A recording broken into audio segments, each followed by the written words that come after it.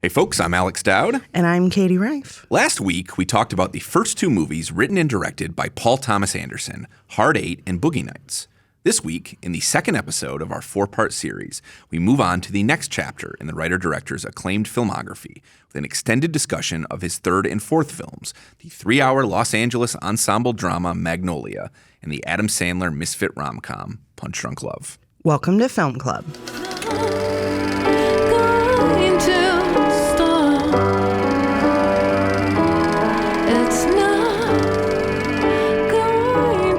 Okay, folks, thanks again for joining us for another episode of Film Club, and welcome to episode 2 of our ongoing series on the films of Paul Thomas Anderson. Yeah.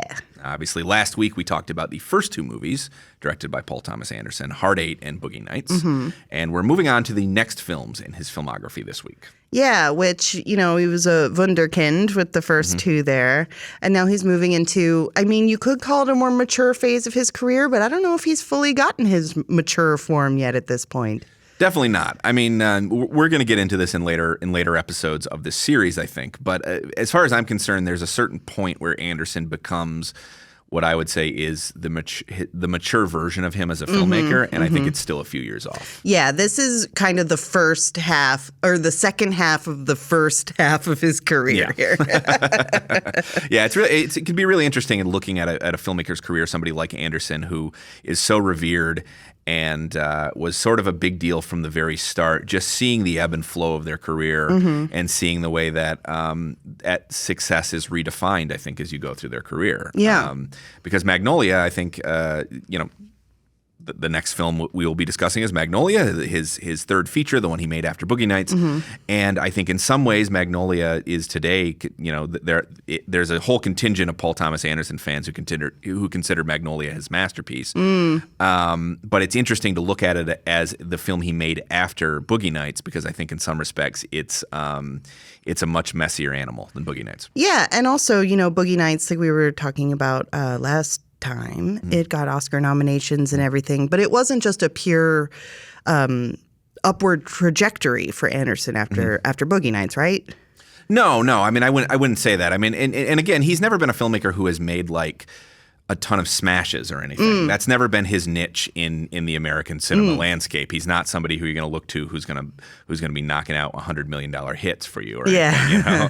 I mean, I feel like the trajectory is not like he made Boogie Nights and then it was a rocket ship to the top after that. Right. It's more that he kind of broke out very quickly with Boogie Nights.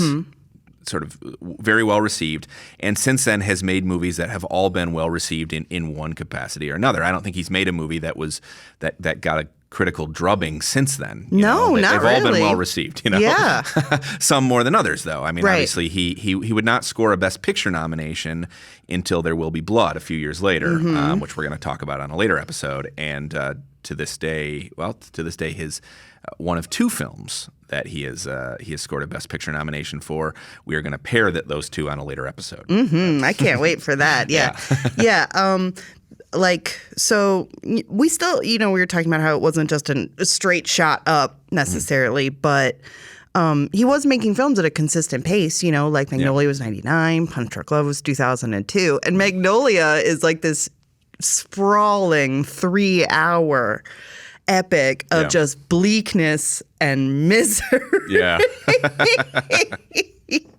It's interesting. This pairing, I think, is really interesting because, again, we're going to be talking today about Magnolia and Punch Drunk Love, his third and fourth features, and honestly just kind of paired them because that's where they were. Chronologically, yeah.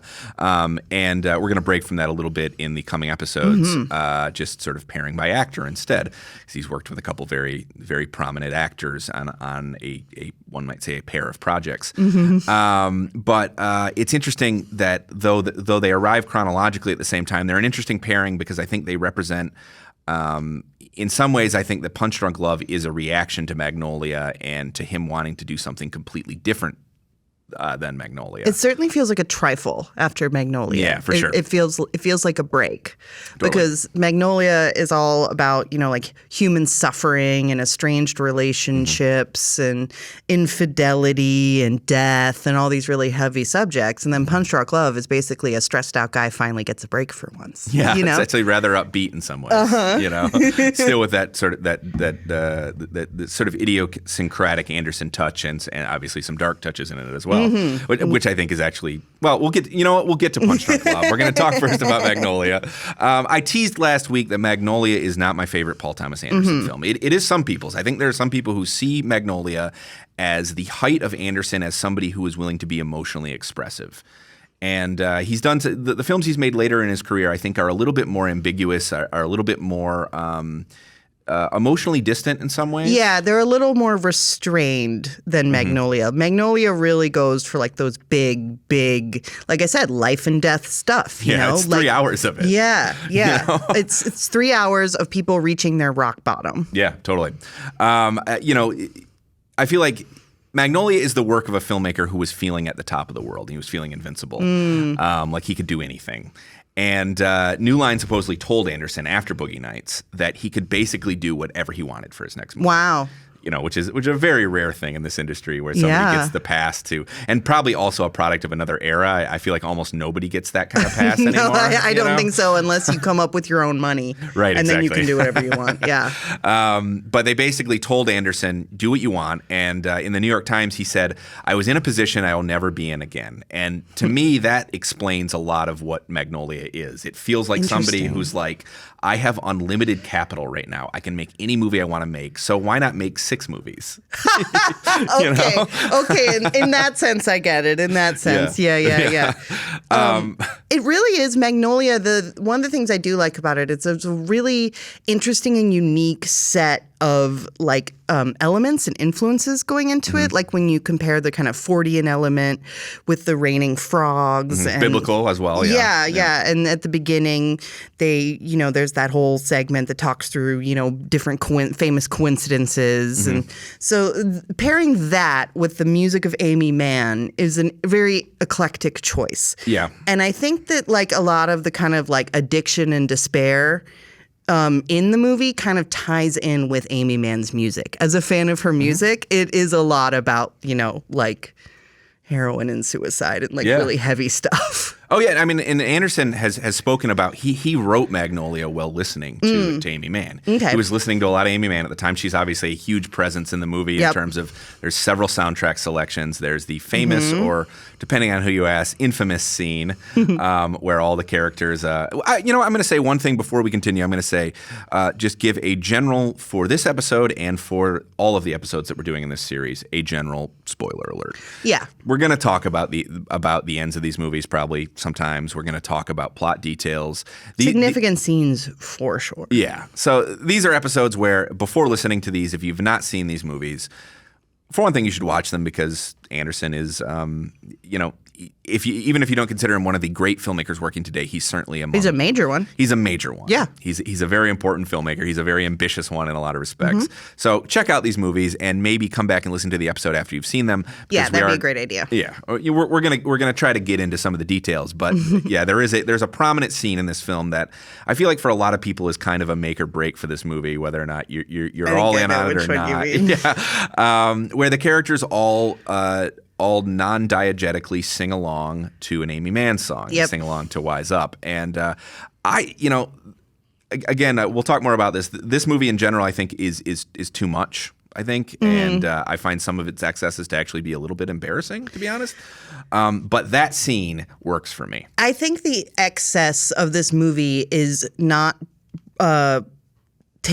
used to as purposeful ends as it is in Boogie Nights. Like in Boogie Nights, it fits the content and the setting. Here, it doesn't necessarily fit the stories that he's telling here for there to be a lot of bravura camera work. He just does it. You're right.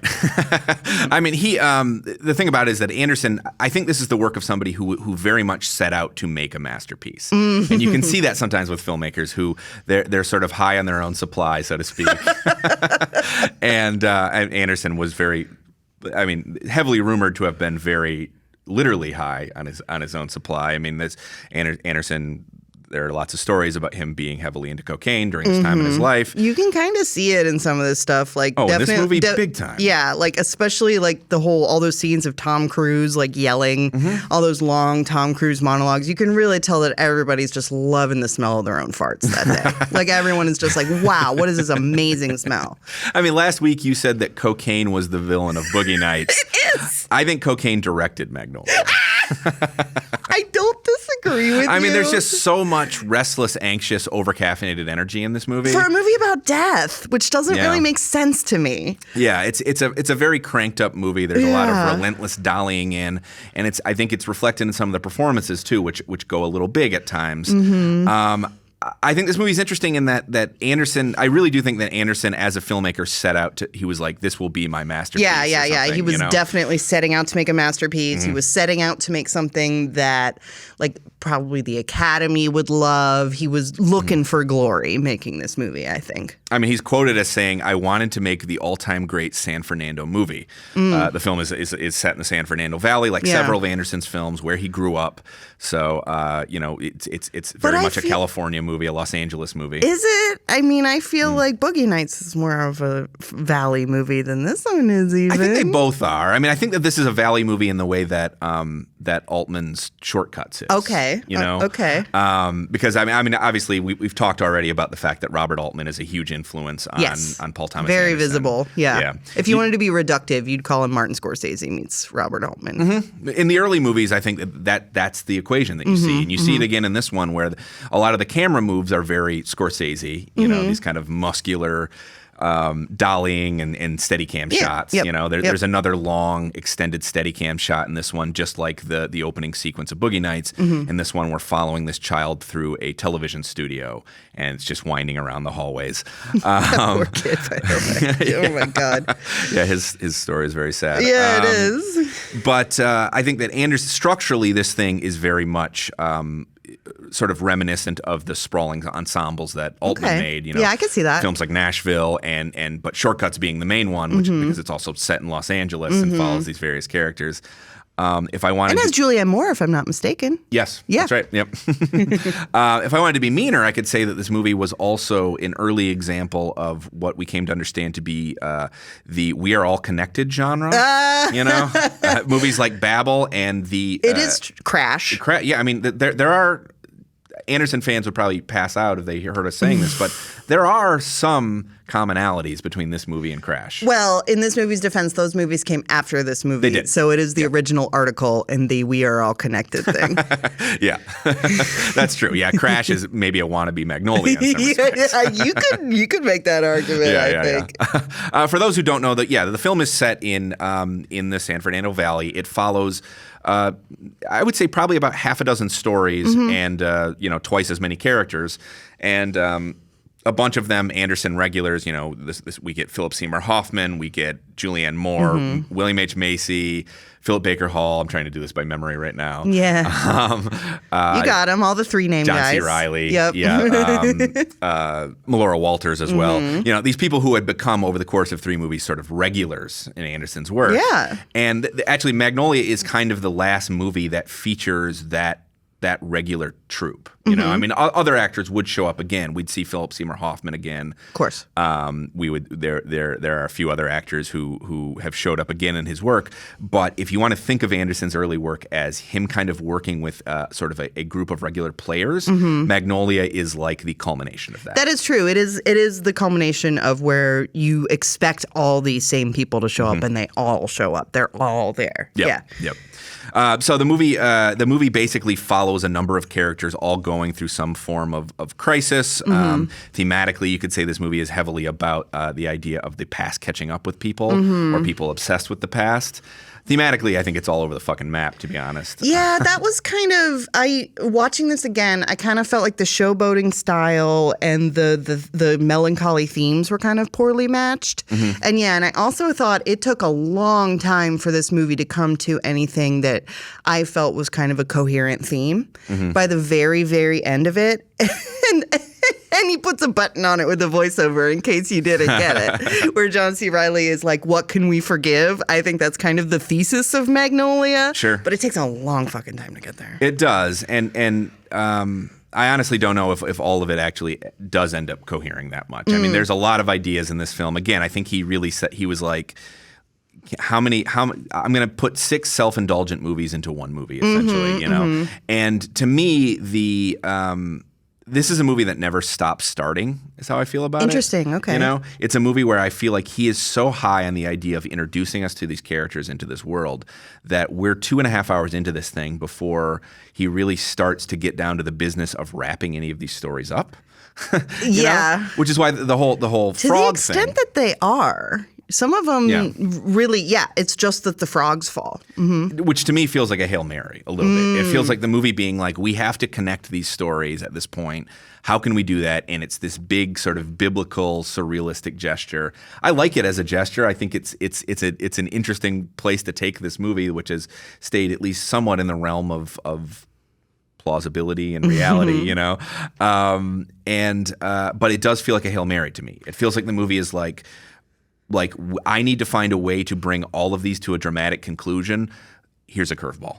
I dig it a little more than you in the sense that it is so profoundly strange, and I like that. There's a term that you hear a lot that people use talking about more supernatural kind of stuff. It's high weirdness, which are things that happen that are just like inexplicable and strange, and they're not tied to anything particular. They just kind of happen, and you're left feeling like, what happened? And I dig the movie in the sense that it has everybody who's out on the street when these frogs rain down and lets you know everything that was happening up to that point. Like, I dig that aspect of it, but I don't know why it all had to be so histrionic leading up to it, except for what you alluded to in that there's a shadow director. Yeah, I mean, I do think this is him at his most nakedly emotional, and sometimes I think earnest to the point of a little embarrassing. Sorry, huge fans of Magnolia. I know there's a lot of you out there. I liked it, but I just don't know why it had to be so bleak for such a long time for a point that didn't really hit that hard. You know what I mean? I feel like I didn't get the payoff for everything that we go through necessarily. Yeah. I think the performances are kind of a mixed bag, too. I think there's some great performances in this film. Cruise, I think, is really terrific in this movie. Yeah. That pickup artist stuff has aged pretty poorly, but it was kind of it didn't go over all that well at the time either, right? Like, what he was saying was, like, crude and offensive in 1999 as well. But, like, I mean, the movie knows that, doesn't it? I think so. Yeah, that's why you have the whole device with the journalist who's kind of taking him to task for everything. Yeah. I mean, I think there's this sort of psychoanalytic angle to Cruise's whole story, which is that, you know, he has these father issues and his father is this absent person. So Cruise's character is determined to never get into a relationship so that he can't ever abandon anyone. Oh, interesting. You know? Okay. I see that. For me, the most compelling character and performance in it was Julianne Moore. Interesting. As the kind of trophy wife who, as her rich husband is dying, finally falls in love with him and starts to feel really like irreconcilably guilty for every decision she's made up to that point. Like her little speech in the pharmacy about, you don't know me, you don't know why I need all this stuff I thought that was pretty good. I liked that. That's interesting because, I mean, I agree that that's a very interesting idea. I think Moore is at an 11 in this movie, you know, and maybe that's what this role calls for. You know, I mean, she's somebody who is kind of constantly high on prescription drugs. Yeah. So she's somebody who's having something of a meltdown. In this movie. Yeah. But I think that she's a little like her. There's a certain hysteria to her performance. A little too much. That's a bit much. Yeah. That's interesting because I thought Tom Cruise was a little too much. Okay. Well, there you go. Yeah. I mean, they're both kind of operating like on this level. They're way up here, both of them for sure. Yep. I mean, you talk about like redeemable characters or likable characters. That's not a conversation you always necessarily have to have. Yeah. But one of the notes I wrote down watching this movie was that it does make being a hospice nurse seem like a really noble profession. For sure. Yeah. And I think that Hoffman, who so often gets stuck playing, well, did, R.I.P., Philip Seymour Hoffman, but throughout his career often played sometimes bullies and people deviants, and people who are sexually frustrated or people who were sometimes straight up monsters in his career. It's really interesting and kind of weirdly refreshing to see him play a character who is so good-hearted. Yeah, yeah. And feels like as close that this movie might have to like the beating heart of the film, because I think in the end, Magnolia is such a it at least wants to be such a humanistic movie, and it just loves all these people so much, and that feels like Hoffman is expressing that. Yeah, and that's such a thing of its era, like you were talking about. The We Are All Connected movie was so prominent during this era. Yeah, well, especially some of the years after Magnolia as well. We got a lot of those, and we still get them sometimes, and they're generally pretty bad, I think. I mean, Magnolia is twice the movie that most of those films are. Yeah, it's hard for a movie like that to not come across as like a little bit saccharine. Yes, for sure. Yeah. Well, and just a little woo-woo, and it's spiritual connections that it's making between various people, And I mean, this is a movie where I had to write this down because I found it funny. I mean, the degree to which he is cross-cutting in this film. At one point in this movie, he is cross-cutting between a suicide attempt, a character learning that his estranged father is dying, a kid delivering a big monologue on live TV, and if I'm not mistaken, another character declaring his undying love for another. All of those are cross-cut at a certain point, Yeah. This is a movie that exists in a state of a kind of constant state of emotional crescendo. Yeah, it's a very emotionally grueling film. Yeah. And that's why I talk about, all that buildup and the payoff, because I feel like you were saying at the end, it goes like, it's about forgiveness maybe? And you're like, well, okay. Okay, I guess so. That feels like kind of a neat bow on a movie that's this messy. Yeah, totally. Yeah. So maybe the 4.5-hour cut is like is truly a masterpiece. Well, I mean, even Anderson at this point in his career admits that this movie's too long. They asked him he did a Reddit a few years ago, and they asked him about Magnolia if he would do anything different now with Magnolia, and he said, and I quote, "Chill the fuck out and cut 20 minutes." You know what? That's the kind of perspective you get after 20 years. Yeah. Well, I mean, you have to look at where he's at, too, in his career. Yeah. I mean, I really do think this is the type of movie that's made by somebody who is, and I don't mean to be condescending, but he was a young man at the time. He had received an enormous amount of success and acclaim very fast in his career. And he was somebody who was basically handed a blank check. Of course, he's going to try to make this towering masterpiece. Yeah, he's going to show everything. off. Yeah, right. He's got the kind of grandeur of someone who isn't brand new but isn't well established either. Yeah, totally. I think he could have lost a couple threads in this movie. I mean, even though it's hard to look at Magnolia and think that it could still be the same movie if it wasn't 3 hours. It's sort of that excess is sort of so essential to what the movie is. You'd have to cut out whole threads to make it much shorter. I think. Do you think there's any of the storylines that feel expendable? Well, I don't know about expendable, but I think the story with the current quiz kid feels it never really intersects with the others, except that the other characters are watching him on TV. Yeah. Other than that, it doesn't really tie in with the rest of the narrative. Totally. Thematically, I get it, but like narratively, it doesn't really intersect with anybody that much. That stuff is somewhat urgent, and some of it's sad and yeah, for sure, dramatic. Of course, I mean we're seeing this kid sort of run through that system, and we need a kid to go to the library so you can see all the books about strange coincidences and Charles Fort. Spread out on the table in front of him. There's literally a book that says Charles Fort on the table. Yep.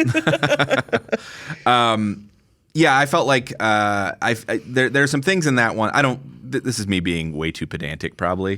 But I don't know if I buy that they wouldn't let that kid go use the bathroom at some point.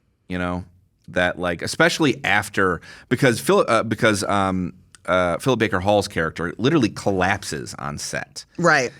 You have this moment of pandemonium when they're trying to figure out what to do. Just fucking let the kid go change his pants. Let the kid go pee while the heart attack thing is happening. Yeah, or at that point, I think he has peed himself. Let him go change his pants. Yeah, yeah. That felt, I mean, again, I'm probably being way too pedantic focusing on this but that felt like a contrivance to me. I mean, this is definitely a movie that has two bad fathers dying of cancer. Yeah. You know? Yeah. I guess you could let one of them go. Yeah. I don't know. Maybe we don't. Maybe we don't need to edit fucking Paul Thomas Anderson's movie for him. We're certainly not as smart as he is. But I'd be curious to hear what he would cut, though. Yeah, I would be too. Because he said 20 minutes. That means he knows what he would cut.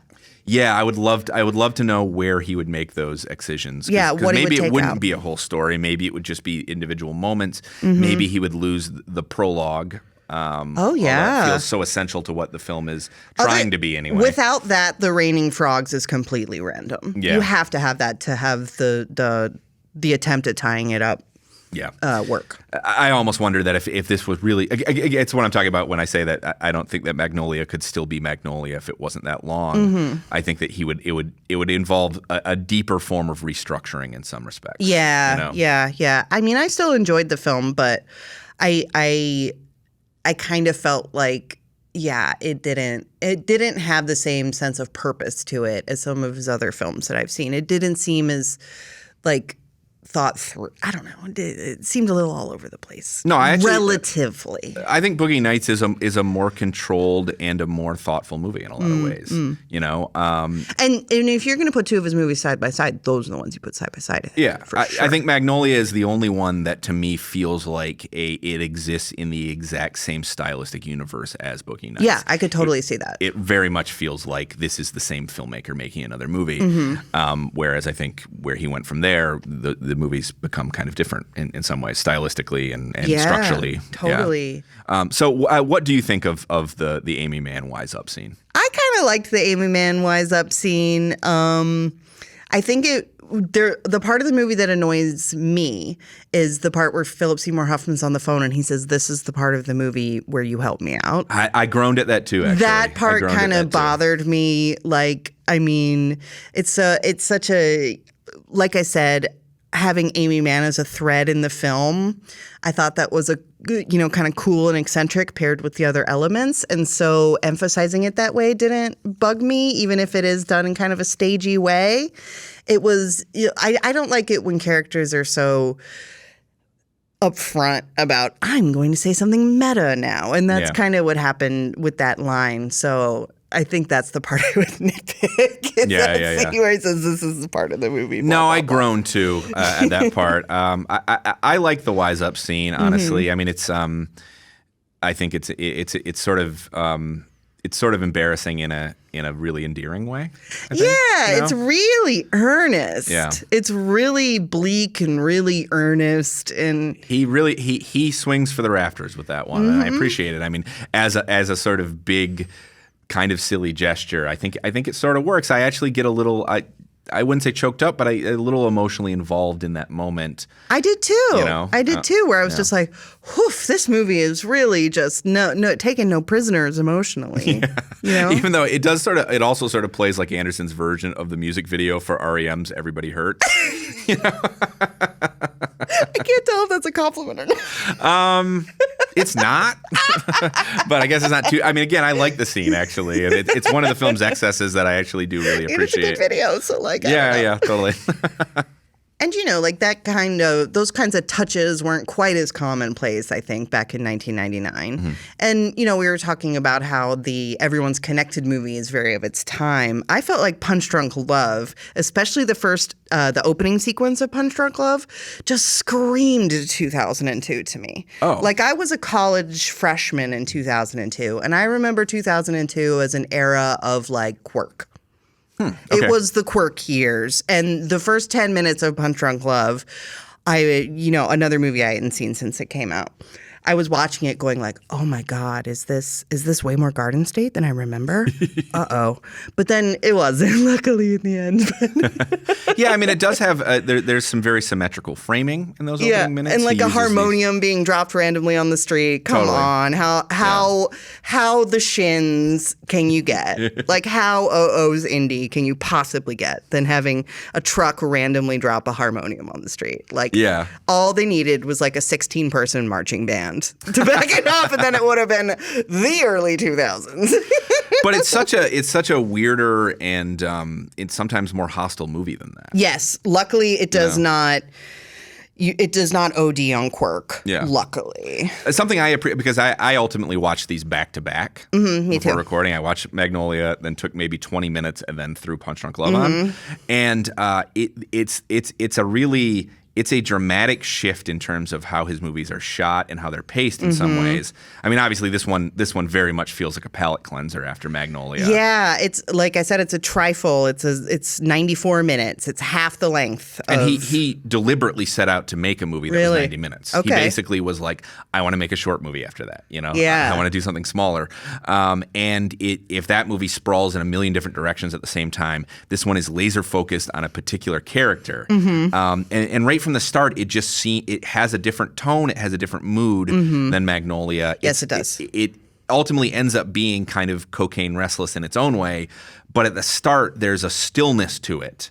And there's he's filming from further away. There's these symmetrical compositions. He's sort of, that opening sequence that you're talking about has there's a deliberate quality to it almost, where he's filming it. It's Robert Elswit, who shot both movies, shot this one as well, but he's filming it in a much different way than Magnolia's filmed. Totally. There's less of that dollying intensity going on. Yeah, and the kind of dollying and the like you were saying, the character does have a lot going on. There's all these different elements, and a lot of them, you could OD. In a less talented filmmaker's hand, this would have been an OD on quirk movie, because there's that whole subplot where he's buying all these packages of pudding to try to get frequent flyer miles because he thinks he found a good deal on the frequent flyer miles, and there's and then he's got 7 sisters that are always yelling at him. But I think that there's one sequence, how I was talking about how I felt like the bravura style in Magnolia wasn't to any particular end. I think that when he does use the more like intense kind of style in this, it is to an end to emphasize the pressure that Adam Sandler's character is under. And that kind of reminded me of our discussion about Mark Wahlberg in Boogie Nights, where maybe he saw something in Mark Wahlberg. I think he saw something in Adam Sandler too, because since then, Adam Sandler has proven himself really adept, see also Uncut Gems, at playing a guy under pressure, playing like a volcano that's about to erupt. That is something that Adam Sandler's very good at. And it feels like he kind of, maybe almost designed the movie around seeing that quality in Sandler. Yeah, 100% he did. I mean, he said after Magnolia that he wanted to make a movie with Adam Sandler. I'm guessing that he wrote this thing with Sandler in mind. One of the things I find fascinating about it is that I do think I agree with you that I think that he looked at Sandler movies and said, there's a quality that's not being brought to the forefront. The rage underneath the surface of all these man-boy characters that he plays. Well, but past Sandler movies, certainly you could see some of these characters have anger management issues. That's true. Happy Gilmore, Happy Gilmore is a very angry man, That's true. Bobby Boucher, the water boy, has some anger problems. Yeah, they're angry people. That's true. I think the difference is that in Punch Drunk Love, it's not actually all that funny sometimes. It's actually rather sad and even a little scary at times. No, it is sad. Yeah, it is sad. You feel for this guy, because he's just got problems on top of problems on top of problems that, like, you want to talk about, like, again, likable characters and people deserving things and stuff like that. And it doesn't have to be like that. But this guy doesn't deserve any of this stuff that happens to him. Right. I mean, I think he's sort of presented, Barry Egan is the character's name. He's a small business owner basically in Southern California somewhere. Yeah, exactly. I think he says Sherman Oaks at one point.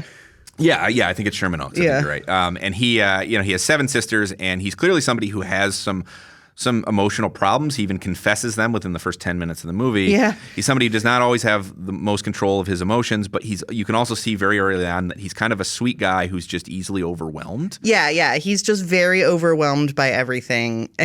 Yep. You talk about him confessing his emotional problems. He has a problem that characters in a lot of movies have, which is, just he'll continue to keep digging his hole deeper and deeper and deeper rather than just telling people what's going on. Yeah, that's true. But that's very common in movies, especially in comedies. Yep. Yeah, that's sort of a tried and true comedic device. Sort of like. A lot of British comedy is based on people not saying what they really mean. Right. If characters would just address directly the problem, then half of comedies would you wouldn't have a 10 movie minutes long. anymore. Yeah. Exactly.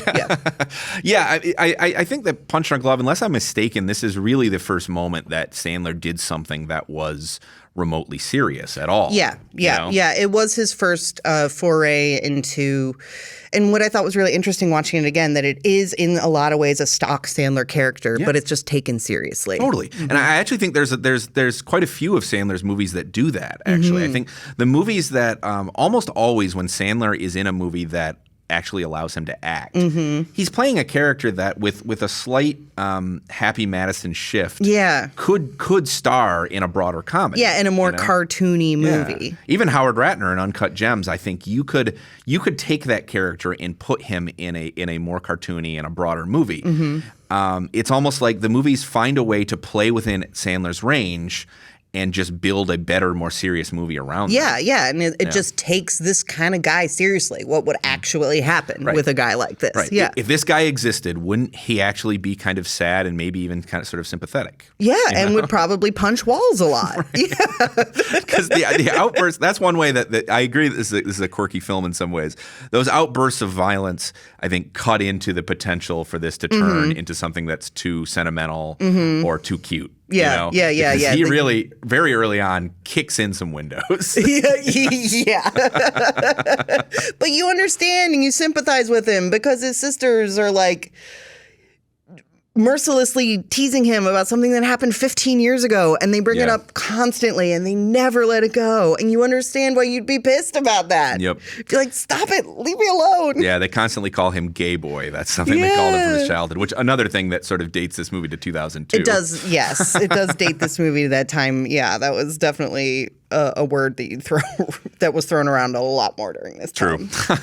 Yeah. The sequences of stress and anxiety in this film, I think, are so amazingly orchestrated. Yes, they are. And the music, the way he uses the music really jangles your nerves, you know? Yeah, that really nervy percussive score that's going on that feels like a panic attack in music, you know? Like that sequence I was talking about where his sister brings this woman from his work she wants to meet, and he's getting all these phone calls from different people while he's trying to talk to them and make excuses why he can't go to lunch with them.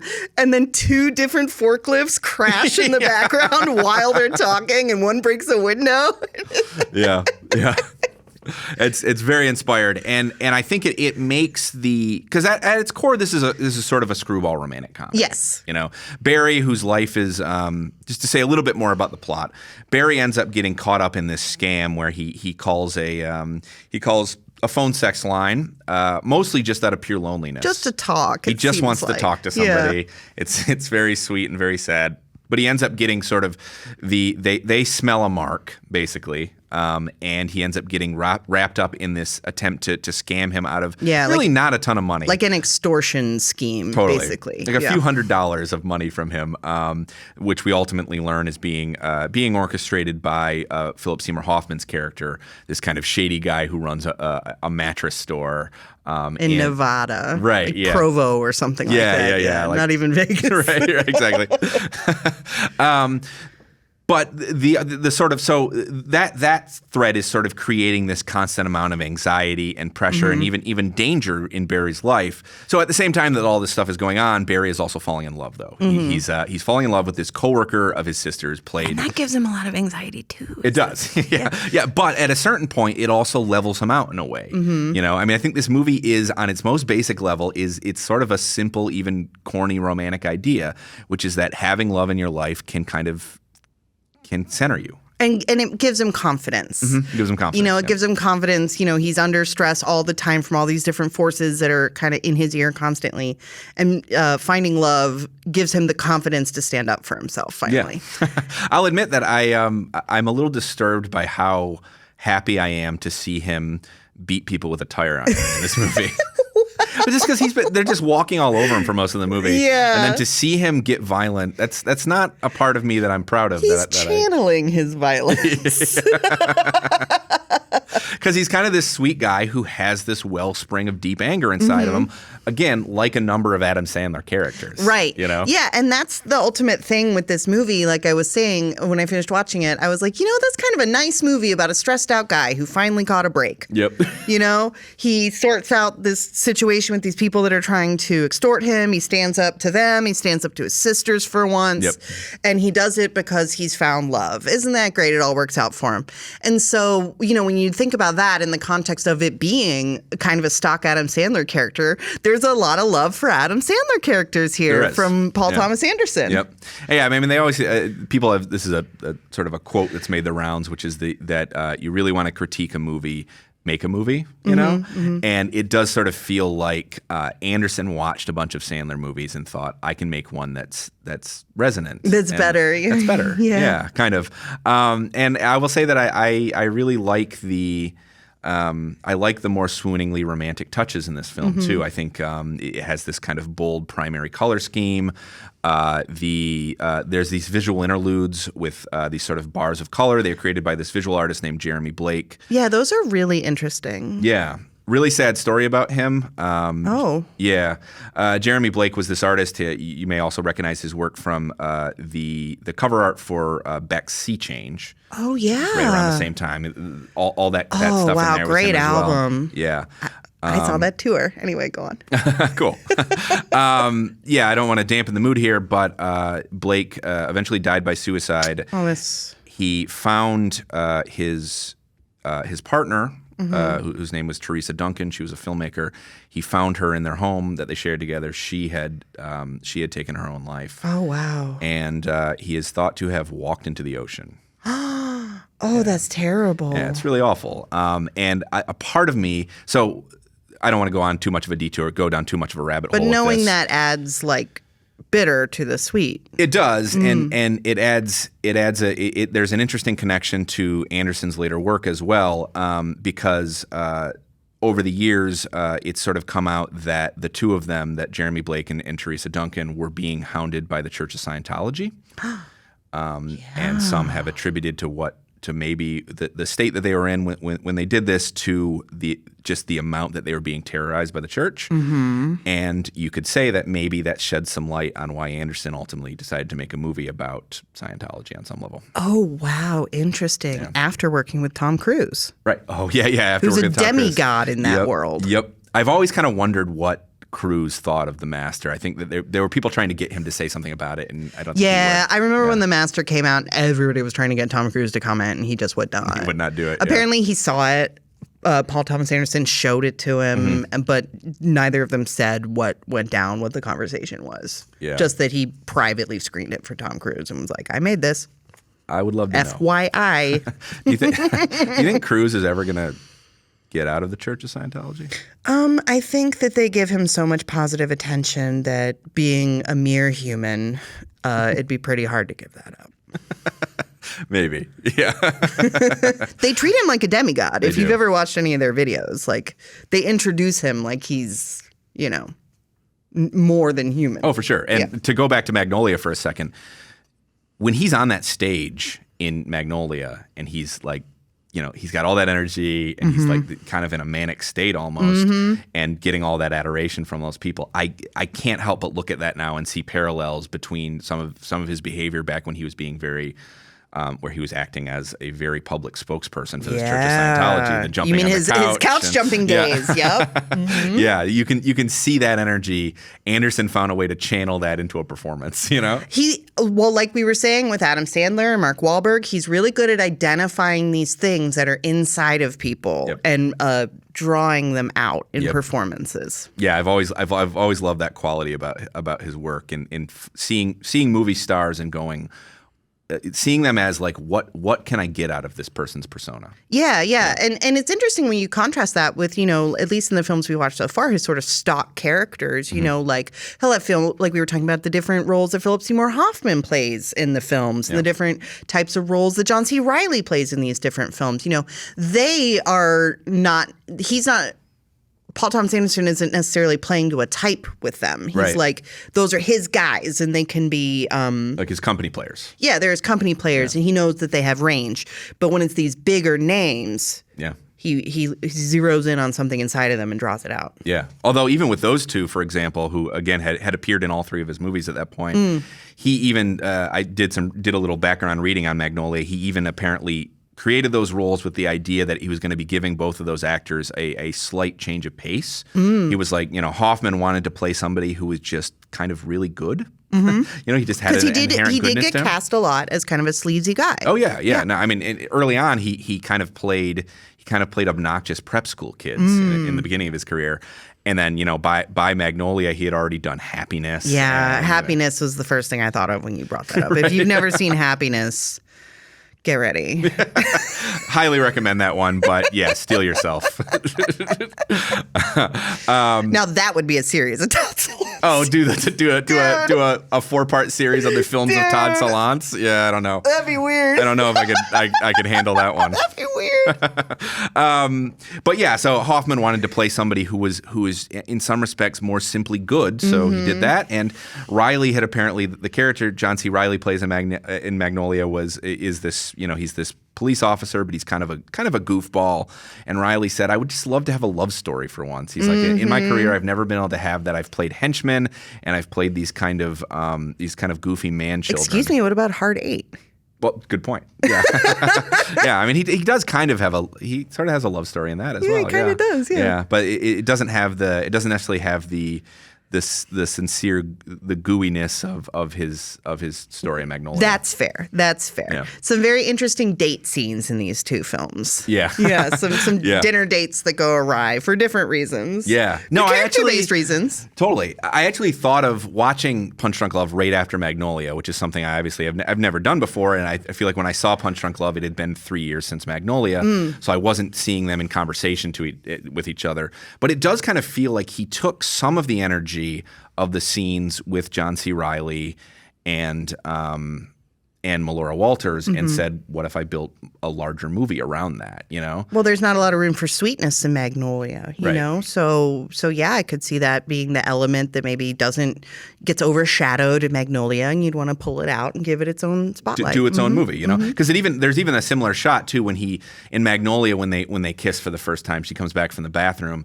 and she says she wants to kiss him, and the camera dollies in and they kiss, and it's like an old Hollywood musical or something, in that moment.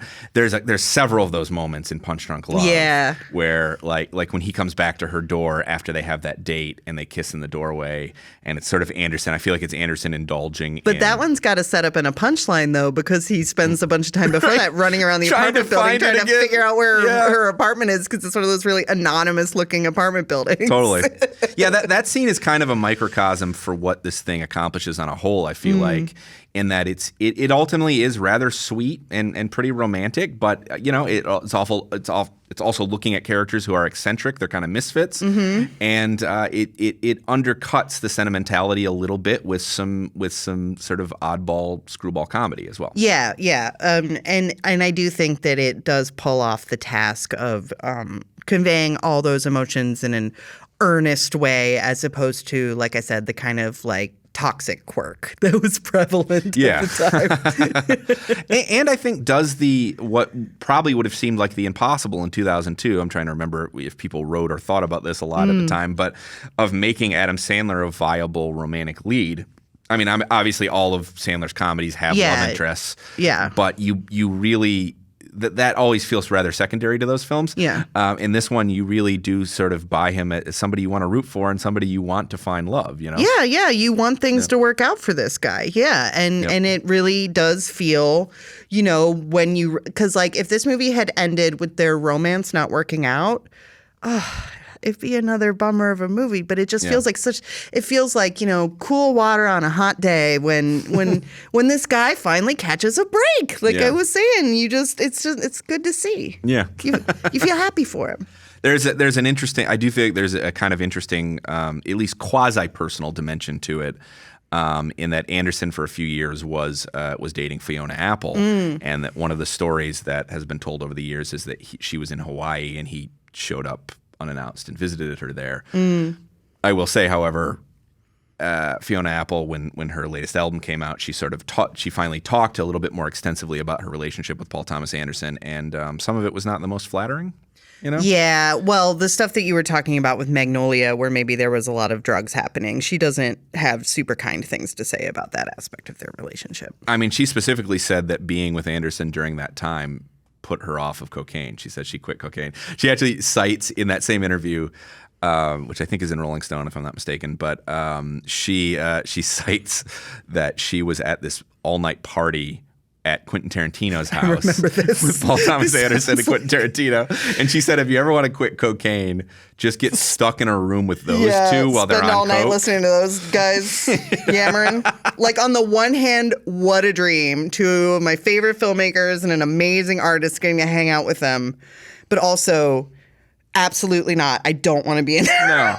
No, I mean, Tarantino seems like the type of guy who would corner you and bombard you, telling you everything that he would likes. explain the plot of a movie, like, top to bottom without stopping, and you'd just be sitting there like, Yeah, not getting a word in edgewise, yeah. you know? I think he's like that that's just who he is as a person, I think. Yeah.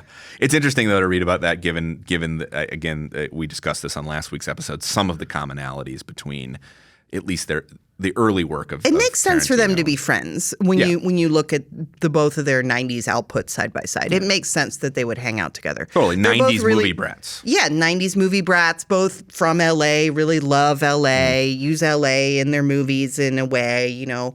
I mean, Anderson kind of moved away from the kind of like pithy violence, but it's there in his earlier movies. And yeah, it makes sense. I mean, I think they've both grown into let's be real. We're probably eventually going to give Tarantino this treatment as well. I would like that. Yeah, that would be fun. But I think they've both become weirder and more idiosyncratic filmmakers over the years. Filmmakers who are harder to pin down. Anderson is not, Anderson is less of a celebrity figure than Tarantino is at this point. Like, I'm not sure what it was like in the 90s. I wasn't quite that plugged in, but like you'll see Tarantino show up in like People magazine and stuff, and you almost never see Paul Thomas Anderson in that context. Not anymore.